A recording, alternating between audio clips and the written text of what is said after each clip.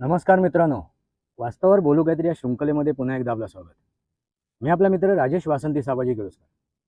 मित्रांनो, कामाच्या व्यस्ततेमुळे मी व्हिडिओ बनवू शकलो नाही. माझ्या घरी आहे मी, भोगवे गाव, वाडी नेवाळी.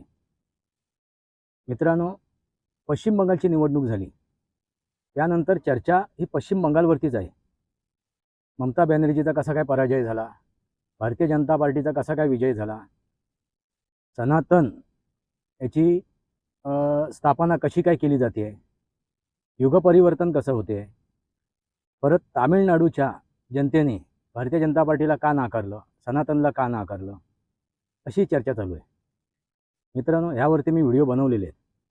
ॲक्च्युली पश्चिम बंगालमध्ये जो विजय आहे तो विजय लोकतंत्राचा आहे, लोकशाहीचा आहे, आणि तो मतदार राजाने मिळवलेला विजय आहे, अधर्मावरती मिळवलेला विजय आहे.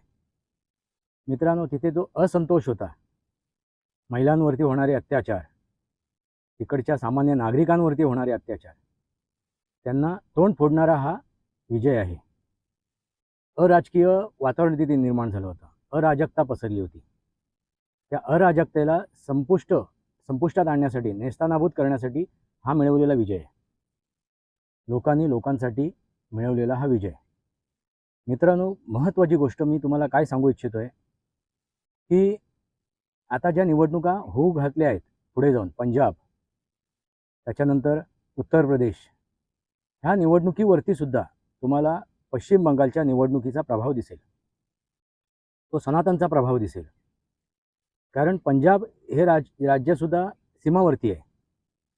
तिथे पाकिस्तान त्या पंजाबला जोडलं जाते, पश्चिम पाकिस्तान, आणि बांगलादेश म्हणजे पूर्व पाकिस्तान, जे बंगालला जोडलं जात होतं, सीमावर्ती ते देश. मित्रांनो, तिथून जे काय घुसखोरी होत आहेत, ज्या काय कारवाई होत आहेत, त्या रोखणं आवश्यक आहे. त्या रोखण्यासाठी पश्चिम बंगालमध्ये हा विजय महत्त्वाचा होता, आवश्यक होता. जे काही रोहिंग्यांची बांगलादेशाची जे घुसखोर घुसले होते त्यांना हद्दपार करण्यासाठी. आणि तसाच आता पंजाबमध्ये सुद्धा विजय मिळवणं आवश्यक आहे. सनातनचा विजय होणं आवश्यक आहे. भारतीय जनता पार्टीचा विजय होणं आवश्यक आहे. कारण तो पश्चिम पाकिस्तानाला जोडलेला भाग आहे. पूर्व पाकिस्तान म्हणजे बांगलादेश, आणि पश्चिम पाकिस्तान म्हणजे आताचे मूळचं पाकिस्तान. मित्रांनो,